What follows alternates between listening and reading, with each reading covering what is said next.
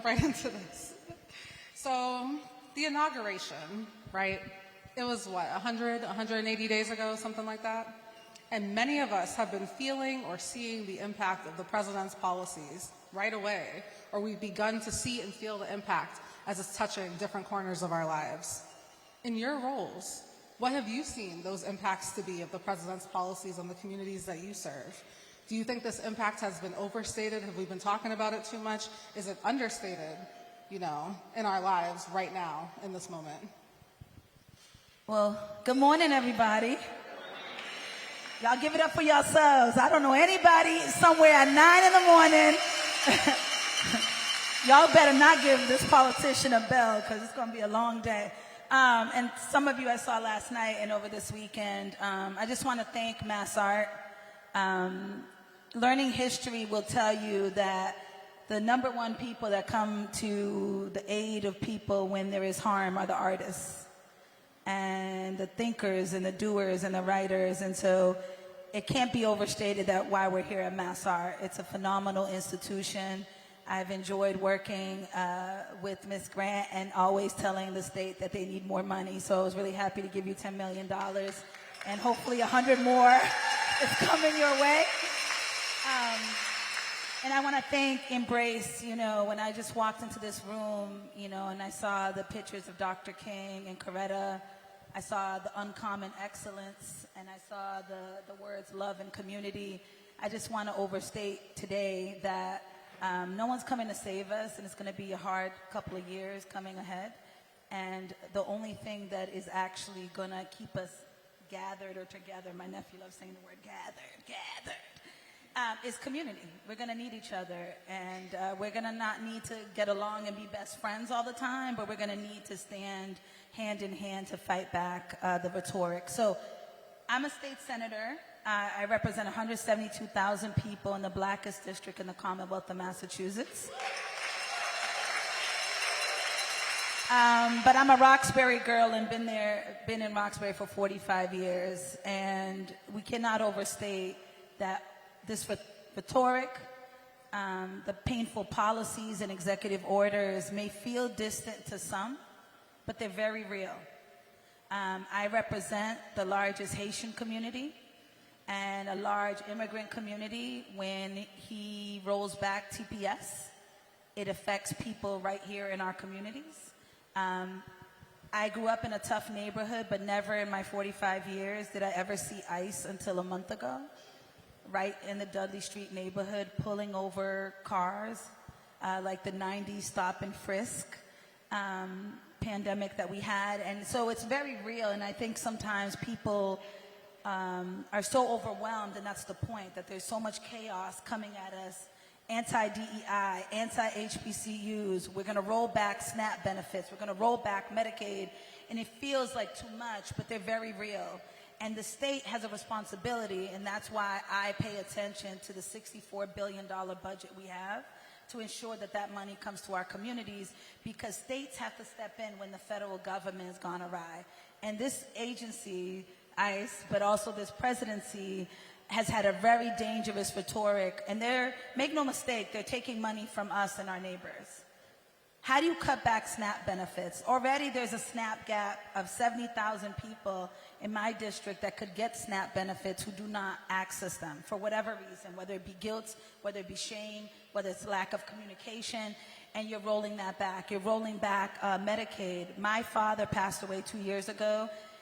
His care for his diabetes and COPD and all the ailments that he had was all Medicaid. I have 60% of my district are people on Mass Health. 60%. And when he cuts those back, that's going to impact people in our everyday lives. And I just want to end just by saying it's real, it's scary, it's impacting everything.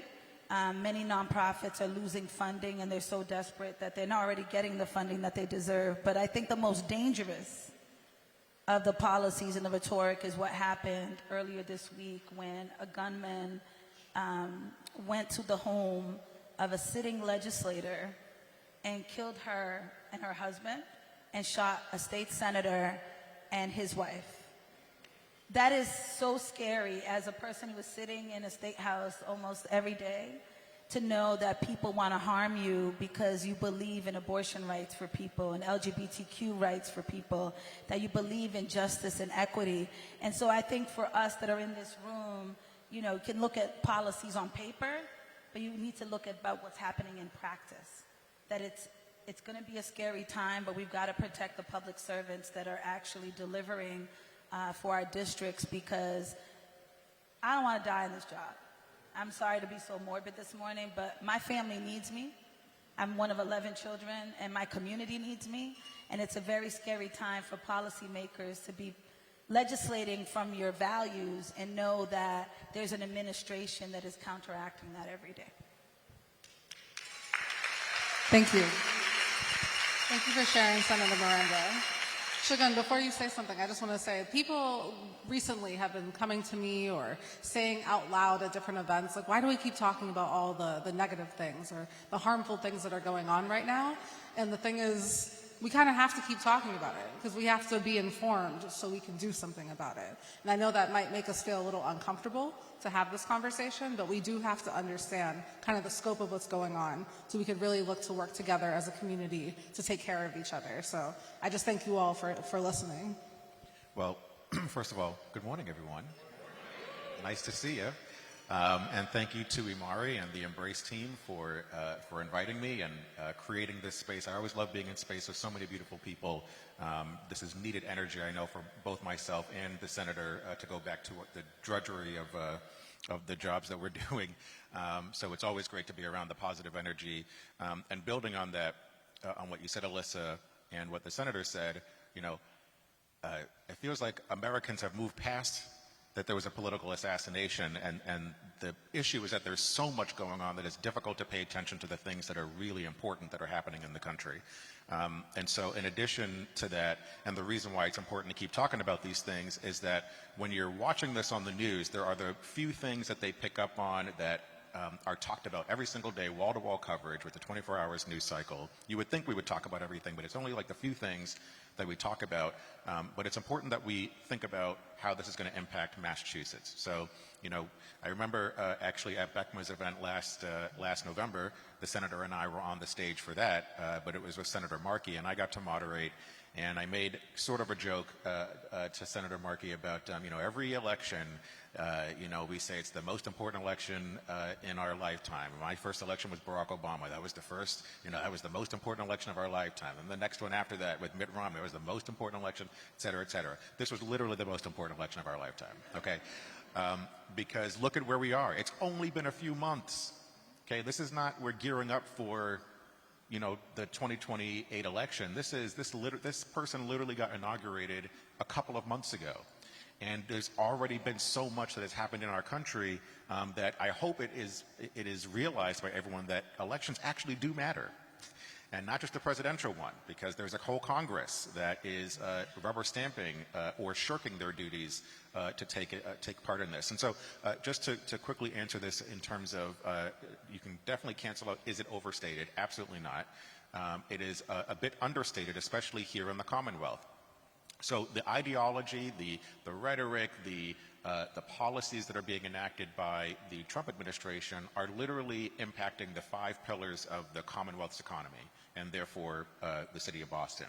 So he's attacking healthcare, our medical institutions, our educational institutions, our life science industry. Massachusetts is literally the hub of the universe when it comes to the life science industry. He's attacking the green economy, climate tech. We are on our way to becoming #1 in the climate industry, and he's attacking tourism. So all of this, the attacks on immigration are causing folks in like Canada, which are our biggest tourists that come to Boston, are making them think twice about having to go through the system and possibly being snatched up or not allowed in. And that has ripple effects for generations of people deciding, why am I going to bother to come to the United States and therefore Massachusetts or Boston? And that impacts our economy, immigration, the attack on healthcare, tariffs. I mean, I'm looking at Dr. Aisha Francis, right, and Dr. Grant. Our universities being impacted either by the funding or foreign students and banning them. It's not just Harvard, even though that's what he's focused on because his kid didn't get in. But that's going to wind up being expanded everywhere else. I think about, I saw Reverend Brown My City at Peace, that firm and Embrace, the P3 project, which is going to transform not just Roxbury, not just the city, but the region, are being impacted by tariffs because the cost of goods is going up. And so these are real life impacts that are coming to our city and our Commonwealth. And then, as the Senator mentioned, the impacts on SNAP, Head Start. I mean, Boston is already in a bad place, 17.5% poverty in a place like Boston, which is one of the wealthiest cities in the country. 17.5% poverty, 22.5% child poverty. Okay, that should not be a real thing. And part of my job, and working with so many others in this room, is to help address that and to create on-ramps to building wealth for families and for individuals. But that number is going to be exacerbated significantly if these programs are actually cut by Congress in this budget. And so, it's really scary times that we're in.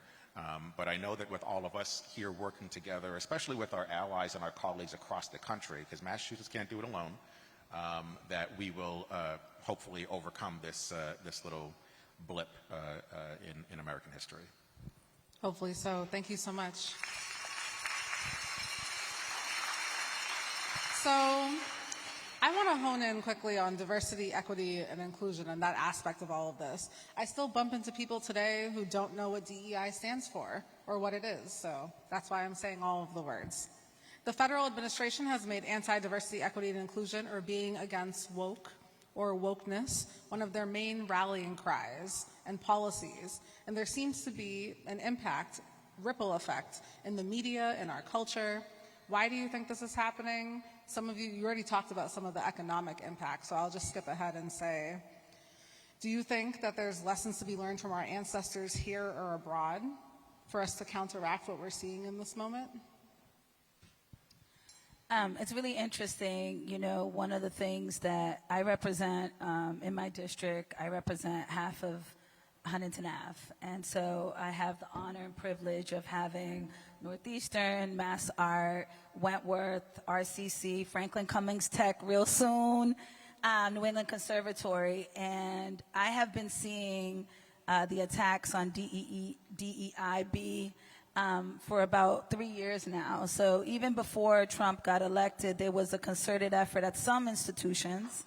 Some are drilling down, and those are the institutions we should really be supporting. Some are so afraid that they saw this coming and they started changing their departments, combining departments, releasing people of their jobs. And I just want to make it clear that this is about access. Right, they're obsessed with the words wokeness. They're obsessed with DEIB because they already know about the strength and the brilliance that comes from the people that are mostly in those positions. And they're afraid to look in the mirror and know the truths about themselves. And it's not just symbolic, and I think this is a really important thing to pay attention to. It's sidelining brilliant people. And I can't begin to tell you how many people I know that were in research jobs a year ago. One of the, you talked about tourism being a #1 economy, finance, higher education, climate tech, life sciences, biotech are round out the top 5 industries.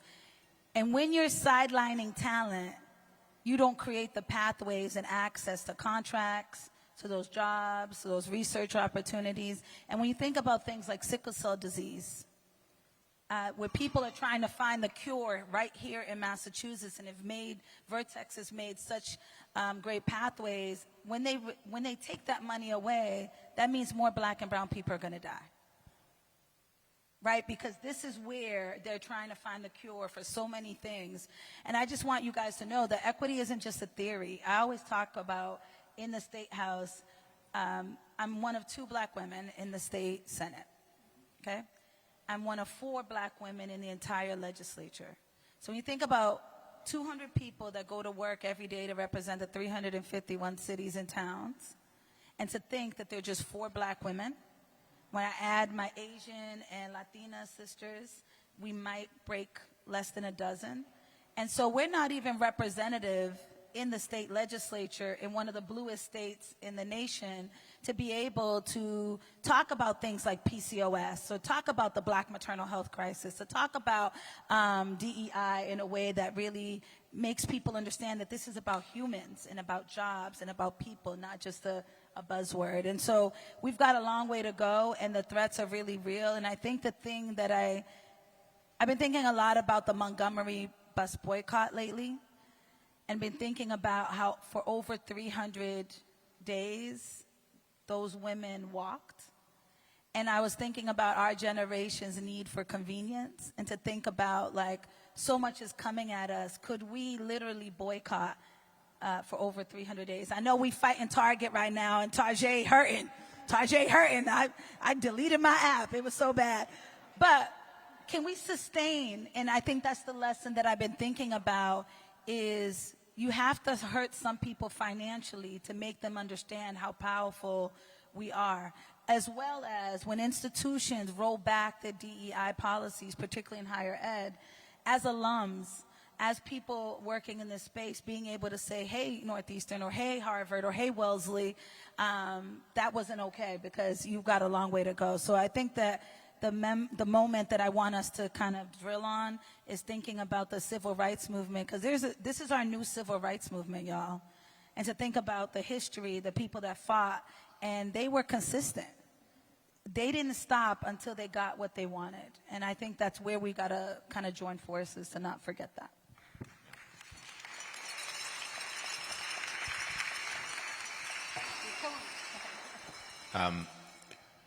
I will answer your first question about why DEI has become a cuss word in certain parts of the country by just saying racism. So there's the answer to that question. I mean, it's, people feel like they're better than other people, and that is why they are launching this attack on progress. And I maintain that since the end of slavery, that there has been a fear that you picked up on it in the opening of your remarks. In fact, I think Langston Hughes addressed this in his poem, Warning, where he said, Negroes, sweet and docile, meek, humble and kind, beware the day they change their mind. And I feel like ever since 1865, and I will say Monday, June 19th, 1865, when General Gordon Granger reads out the order that actually y'all are actually free, even though the folks down here didn't want to tell you, even though they had heard a rumor, 2 days before in the port that the Civil War was over and that freedom had been attained, but they didn't want to celebrate too early and be wrong. But ever since that day, I think many folks in this country have been afraid because of guilt, that black folk were going to rise up and just slaughter everybody in retaliation for being enslaved, as if human beings have the right to first enslave people, but then have some authority to free them. But instead, what we said was, no, we just want to live our lives. We want to, in 1863 and in 1865, when we were emancipated, we had nothing. We had zilch. We had, promised 40 acres and a mule, and we ain't seen either one of them. But no matter what, the fact that we didn't have any resources, we still built our own churches, we still built our own communities, we still built our own families and took care of each other and created strong communities across this country. And all we've wanted to do is just live in peace and harmony and take care of our families and live our best lives. And that has repeatedly been attacked because of racism. That's just what it is. But when you ask about are there examples, the one example that I'll give is just the fact that we are still here. Okay, so like, come on now, the fact that in 2025 the black population has continued to grow here in this country, despite the attacks over many generations, for me is the one example that matters. And then we all talk amongst ourselves about the strategies to push back against those who are trying to bring us back to the 19th and 18th centuries, because we're focused on living in the 21st and building the 22nd. But it's also important in this moment. You mentioned I was a history major, so I'm going to take like 30 seconds to say a little bit about history. just think of the, we talked about Trump. I think it was actually important to start off talking about Trump and this age, because the way that people are reacting and responding is as if this is the first time in American history that we've seen stuff like this happening. And there are, well, of course, there's nobody in this room who's one of our beautiful senior folks, and but those who have lived through many decades ago, right, a lot of stuff that was going on in the country, or even before, right, we've been through this before. So, like I said, June 19th, 1865, 250,000 black feet start dancing in the streets, still achy, still dirty, coming down from the fields to the port to hear this news, celebrating freedom. But, in name only in the South, but in the North too. But this period of freedom where communities start to be built, laws start to get passed, the federal government took a huge interest in making sure that we were protected. There were federal, we're talking about LA and troops in LA and how the government is contorting the purpose and role of the military. But in 1865 to 1870, we had federal troops on the ground in rebellious states to protect American citizens. Different thing happening right now, but back then it was to protect American citizens. And then they got removed, and we saw, after this period of some progress for black Americans, we see a retraction. We see the rise of the Klan. We see the building of these monuments. We saw in North Carolina literally a coup d'etat. Because one of the town governments, they went through an election, and it was an all-black government. And the white residents of the town literally carried out a coup d'etat to remove the black elected officials and restore white power. So those were things that were happening then. But then in the 60s, World War II, there's again, black folks returning from the war. You start to see a little bit more black progress, addressing discrimination across the country, period of the 60s with the Civil Rights Act, Voting Rights Act, fair housing, etc. You see more of our folks getting elected. Maynard Jackson, first black mayor, elected to a major city since Reconstruction. Barbara Jordan, Shirley Chisholm, get representation on the Supreme Court. Black folk are like, all right, more contracts, we're making some progress. And then crack, and then the prison industrial complex, right? And we see all these other attacks on the black community. And then, again, you have a period, 90s, early 2000s, where you see, again, kind of a heading back towards the pendulum swinging back in the other direction. And now here we are with the Trump age. So just to say that what I learned from my people who have survived through all of that is the fact that we can survive. But what I will say is an opportunity for our generation is to think about the tactics that we use, because yes, our forebears through the civil rights movement and other struggles found ways to resist, but they found the ways to resist that worked for their time.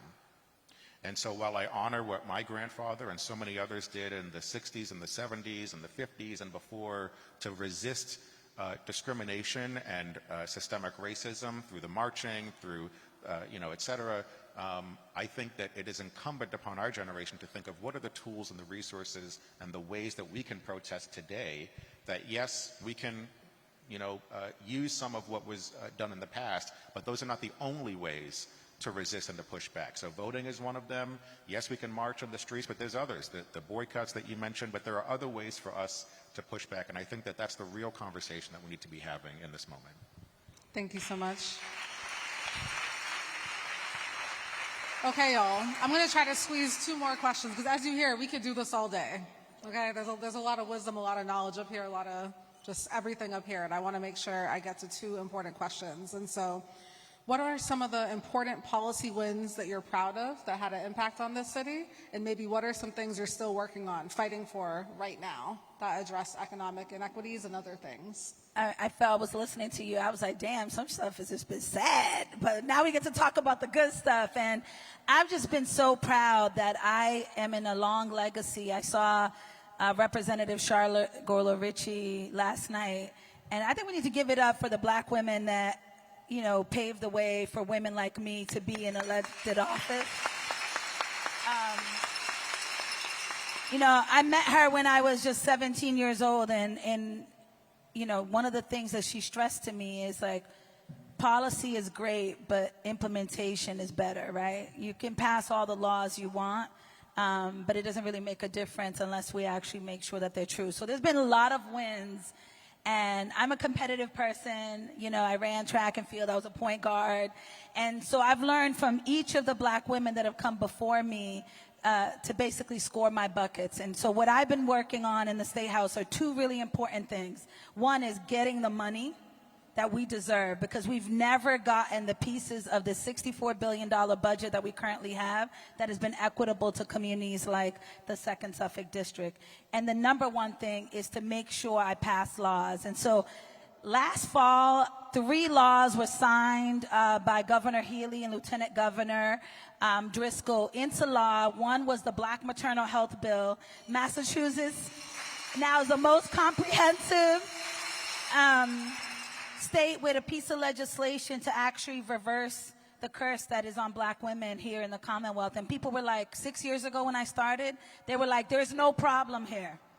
There is a problem here. Black women are dying 2 to 3 times the rate of white women before, during, and after birth. Here, the public health mecca of the world. Here, where we have the best hospitals and biotech field. And so I'm just super proud about that. That's one policy win. Just last week, or a couple weeks ago, we got $1.5 million for first-time generation homeowners. Huge.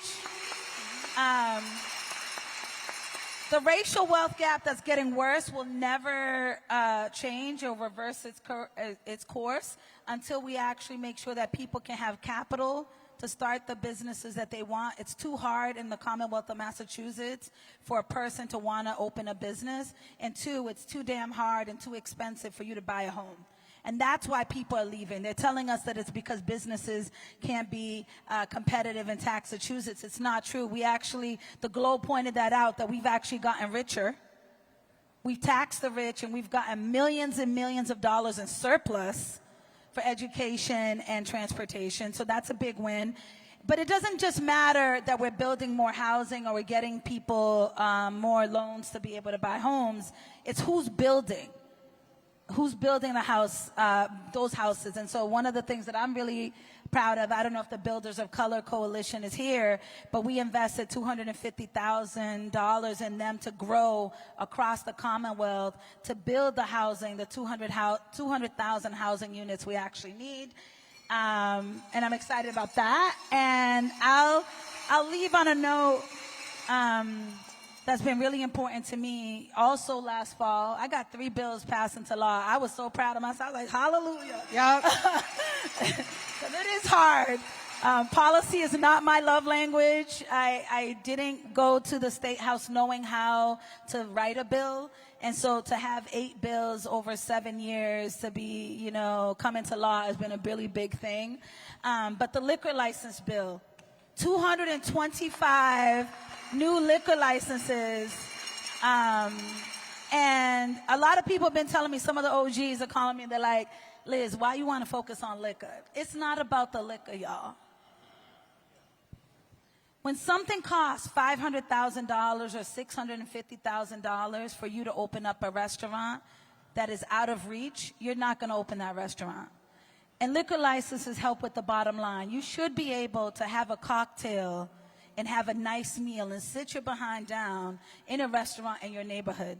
I shouldn't have to go to South Boston, to Broadway Street, to find options for me to sit down. I should be able to do that right on Blue Hill Avenue. I should be able to do that on Warren, on Morton, on Columbia Road. And we're seeing now the revitalization, and through the work that we did together. Last night I did an event at a new function hall that has been shuttered for literally 15 years. I don't know how many y'all partied, how many y'all are West Indians that partied at 3 C's and Island Pride, but that was shuttered for such a long time on Blue Hill Avenue, and now it's open, and they have this space that fits 200 people, and you can do any type of event you want, and that's the dream. Brick by brick, we're going to rebuild our communities, and so there's been a lot of wins, and we should be celebrating them. The one thing on the horizon, for me, it's been 6 years since we did a criminal justice bill in the Commonwealth. 2018 was the last time we worked on a comprehensive criminal justice bill. And Massachusetts has some of the poorest outcomes We sentence black juveniles to jail 7 times more than white juveniles for the same crime in Massachusetts. Although we are 20% of the state's population, black and brown people, we make up almost 70% of the carceral system. That is our new civil rights movement that we have to work on right here in Massachusetts, because we can't keep sending our black babies to jail for things that they deserve a second or third chance. Weed is legal now, and we shouldn't be sending people for the mistakes that they made when their brains weren't even developed. And so that's something that I'm looking forward to working with my colleagues on. Thank you so much for sharing. I want to put a quick note on something Senator Miranda is mentioning. Thousands and thousands of bills get introduced each legislative session. If you count amendments, we're talking tens of thousands of amendments. And I'm talking less than 100 bills, 50 bills passed every session. So for Senator Miranda to sit up here and say, I passed 3 bills, that's a huge, huge deal. And I want everyone to give her more claps.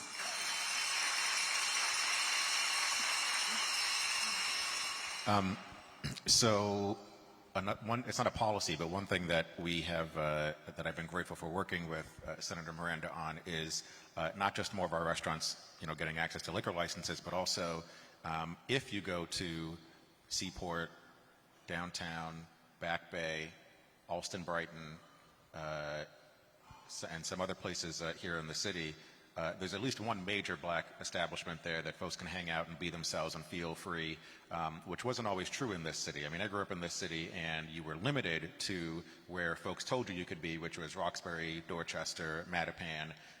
But now you can go anywhere in this city and go to an establishment where you're, around, where you can bring your friends and hang out and not feel like you're being policed there, because the whole city belongs to us, okay? And so one of the things that I've been proud to make a reality, this is why it's important who's in leadership, because, when folks have the same lived experience and understand the same things you understand, then that's the things that we're addressing when we get into these roles. And I will hope that folks see that with, Senator Miranda and Rep. Fluker-Reed, and Rep. Burrell, and then our city council and everyone else, that we're seeing some transformation happen in the city. There's a new air here in the city. It just feels different for folks of color. In terms of a policy, I'll just name one that I'm really proud of, and it's building. You talk about the work of black women in policy. So a lot of the work that we've been doing in supplier diversity is building on the work of Dr. Carolyn Crockett, who I spied with my little eye here in the audience, who's over at MIT now. But when it comes to supplier diversity, this is something that the city has been struggling with for its entire 400-year history. And so, now there was some movement under Councilor Bruce Bowling, who made supplier diversity his foremost issue. And through him, the city wound up establishing a supplier diversity initiative back in the late 80s, early 90s, that then was dismantled in the early 2000s. But when Dr. Crockett, joined the now Secretary Welch's administration under the leadership of John Barros with economic development, there was a refocus on making sure we were addressing that issue. Now, the reason why supplier diversity is important, I mean, it's a term that gets used everywhere, and so it's been used so much that it just kind of has lost its meaning. It's just a thing that people say. But supplier diversity is really important because in addition to the grants and loans that are given to businesses, what helps businesses succeed are contracts. Okay, and not just the money that you're getting from the contracts, you're building your business portfolio, your resume, so that when you go for the bigger contract, you can say, here's the things that I did with these people and did it successfully. I have the capacity to do this type of business, and then you get the even bigger contracts. Every company that is doing well today got there through getting really good contracts, okay? So we want our businesses to get some contracts too, and to grow and be big, and I don't want just the one black company and the different industry. I want 5, 6, 7, 8, 9 of our companies to create better competition. But it's also important because, and I'll just share 2 statistics. It's important that we're growing black companies, not because it's socially good, it's going to make us feel gooey and stuff inside, not because it's morally appropriate, to redress past harms. All of those are important, but it's economically imperative. Because when we're not including people of color, particularly black communities, in the economy, everyone else loses. okay? It ain't impacting just black people. White people are suffering too by not including black people in the economy. Citigroup put out a report in 2020 that studied the impacts of systemic racism just since the year 2000. So not even the whole history of the country, just since the year 2000. And what that study found between 2000 and 2020 is that the nation had lost out in $16 trillion of wealth just because of the divide in opportunity for black and white households in just a couple of areas. So you can only imagine when you add other communities to the mix what that total value really is that we've lost out in value. And then here in the Commonwealth, the Massachusetts Taxpayer Foundation in 2021 put out a report that said that if we were to close the racial wealth gap just between black and white households in education, housing, poverty, et cetera, that we would add $25 billion to the state's economy over the next 5 years. Okay, so that's not $25 billion going into the pockets of black folks. That's $25 billion to the economy of the Commonwealth, okay, that we're losing out on because of these persistent inequities. So one of the ways that we can address that is through contracting, because black businesses, on average, hire black people and pay good wages, provide great benefits, and that's important for a family to generate, the necessary income to make the investments in their lives to build wealth for themselves and for their families. And so, when we came in, right before we came in, and I'll end on this, is it was a very awkward time for me, and I've told this story before, where there was a disparity study that came out, not great results for the city at that time, and as a result of what was found, BECMA decided it's a free black organization. So we were just like, you know what, we're going to stand up for our folks, and we sued the city. And it was a shocking thing for all of us. But we sued the city, and it was so weird. That was February 2021. November 2021, Mayor Wu wins the election, and then asked me to join. And so January 3rd is when I started, 1,264 days ago. And just count, it's better to count up than down. And then my first meeting with an external group was BECMA. And it was them and the attorneys who would file the lawsuit on one side, and me and the city's corporation counsel on the other side, talking about this lawsuit that I was on the other side of the table for, just a few short months before that. So very awkward. But as a result of all the efforts that Dr. Crockett, Selena Barrios-Milner, and the Supply Diversity team did, the groundwork that was laid, we've been able to build on that. And, just last November, the mayor standing up at the Bruce Bowling building talking about that in just one fiscal year, that's June to July, in just 1 year, the city not just doubled the amount of contracts going to businesses owned by people of color, but that $100 million worth of contracts have been paid out in that 1 year. So that disparity study showed that it was roughly $30 million that had been paid over 5 years. And so $100 million in 1 year, and that contracts valued at $225 million had been awarded to businesses owned by people of color. A tremendous feat for the city that, previously had not been doing that great in that area. And we continue to build, and we have a dashboard that shows how we're making progress. So it's one thing I'm proud of, because I don't want y'all suing us, if we're doing a bad job. So. Sorry, that's a little too funny. So, last question. We have a lot to get to today. I know Embrace has a lot planned. So I will end on an Embrace-themed question. Embrace Boston continues to do a wonderful job honoring Dr. King's legacy. All of us on this stage are students of Dr. King's work and writings. I'm really big on A Letter from Birmingham Jail, okay? So if you haven't read that one, check it out. But one of his writings that I believe fits the scope of our discussion today is Where Do We Go From Here? His fourth and final book before he was assassinated. In it, he espouses ideas that many often skip when talking about Dr. King's ideas of racial justice. His social vision included his staunch dedication and commitment to eradicating poverty and economic justice, while more directly calling out white America for their impassivity and discomfort with civil disobedience and unrest. So I'll just ask a two-parter, answer whichever question you'd like, so we can end. You all have been so great to us. Okay. What have you taken from Dr. King's vision of economic justice? How do you incorporate it into your work? And what do you say for folks who are hearing all of this and maybe want to get involved, want to do some of the things that we all do?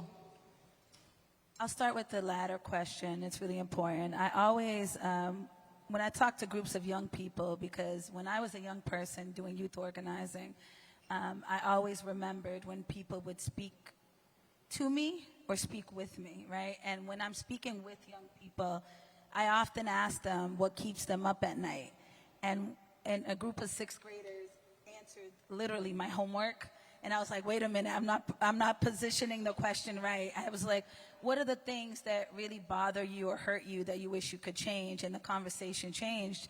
And it made me realize a really important point is that all of us can get involved with the things that keep us up at night.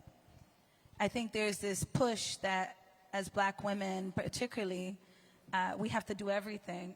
This Juneteenth, I didn't go to anything. It's the first time in probably my entire life that I wasn't at parties, I wasn't at the cookout, I wasn't at the Black History Month, I wasn't buying or supporting Black businesses, not because I don't love them, but because I needed deep rest. And I started to realize that my body was telling me that emotionally and physically I could not sustain myself if I didn't slow down. And so I just want to thank you. So sorry I missed a lot of big things, but I'm still here and I'm refreshed for today. The point is that you don't have to think that deeply and think that you have to think about the big thing that you need to solve. It's just one thing, making your life better by one thing. I try to go into the State House every day and I say, what can I do to create the greatest good today? I'm not going to solve poverty. I'm not going to solve racism today. But if I can do one thing, and that one thing might be getting Miss Jenkins her unemployment check. You know, that one thing might mean that I can create a safer route to school for a kid that has been walking on crosswalks that haven't been painted. Whatever it is, it's just that one thing. So I want to encourage y'all to stay involved on the thing that keeps you up at night. And the second thing, I love the book Strength to Love. I went to Memphis, and when I saw that book was in his briefcase when he was assassinated, I think the most important message is that love is really the most powerful tool.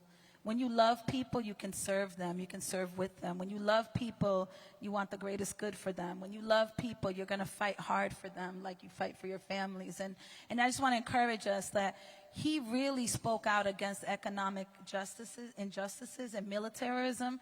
These are things we're seeing right now. And they don't like telling that part of his story because I think it holds a mirror to them that actually he was, when he got assassinated, fighting for sanitation workers, for unionizing. That's what he was fighting for, and they were so scared about thousands of Black people joining unions and being able to be protected that they killed him, right? And so I just want us to remember the love, working on something that keeps you up at night, and really understanding the full breadth of the man and the full breadth of Coretta Scott King that carried that man, and to remember that our sort of futures are collective, right? When they come for one of us, they're going to come for all of us at some point.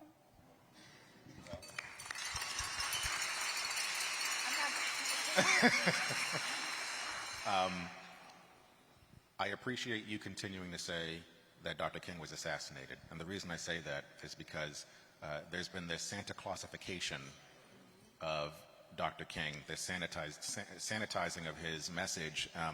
And, you know, we did this at the MLK breakfast in January, because it always feels like, you know, it's like we celebrate as if Dr. King died in his sleep. But it was like, nope, he was murdered, preaching a message of love and ensuring that this nation was delivering on what he talked about in 1963, cashing a check that had come back saying bankrupt, but we knew there was something in there, so we needed to deliver on the promises this country has made. I think a lot about what Dr. King was talking about towards the end of his life, both in where do we go from here, but I often think about his last speech, which is now called I've Been to the Mountaintop, based on what he said in the final minutes of a 45-minute long speech, which I hope you all will take at some point in your life. I mean, if you're listening to Spotify podcasts, you have time to listen to Dr. King's last speech, because I think it is one of the most prophetic things ever delivered. And one of the things he talks about in the speech, as he does in Where Do We Go From Here, and what I impart to all of you, is strengthening black institutions. So that's one thing that we're missing today in our community, particularly in Boston: strong black institutions that aren't relying on government or others to give grants all the time and keep them afloat, but institutions that are supported by community who are doing work in community. And I'm saying that knowing that Imari was going to, but that's what I'm thinking about, right? I'm thinking about the Embraces, the BECMAs, and so many others that are doing really important work in our community, but that are struggling, right, to get the financial support they need to support our communities. But in the time of Trump, as we started in this conversation, in the time of Trump, where everything's getting cut, it's important that we have institutions in our community that are providing support, because even the work that we're doing in government is impacted by what's happening at the federal level. If they cut HUD funding, that's all my small business work. That's all the work that's much of the work that Sheila Dillon is doing to create home ownership opportunities, which, by the way, in the last 3 years, more than half of those opportunities going to black residents to own their homes here in Boston, many of them coming from Boston Housing Authority. But if HUD funding gets cut, that hampers government's work here in the city. But our institutions, if they're free and independent and are supported by our community, are there on the ground. I mean, nonprofits are literally created to stand in the gap of what government can't do, or private industry. And so it's important that we have strong black institutions. That's what Dr. King talked about in his last speech, and where do we go from here? The last thing I'll say is,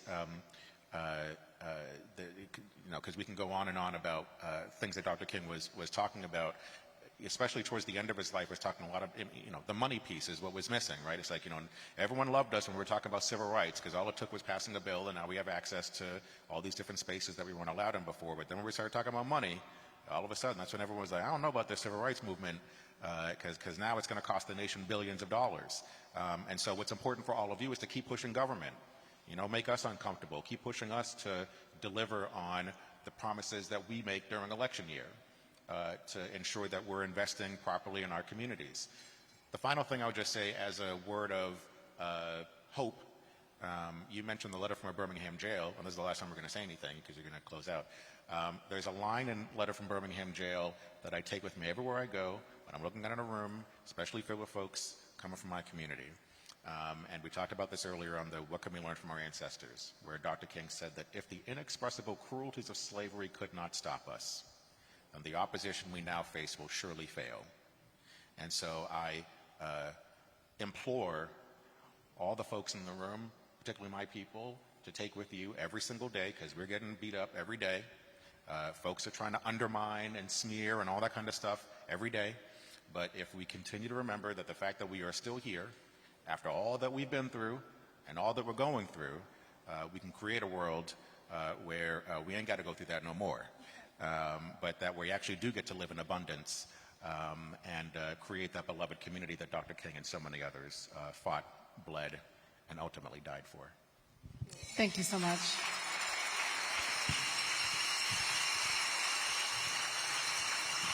That concludes our policy panel for the morning. Thank you so much to both of you for your time and authenticity. Have a wonderful day.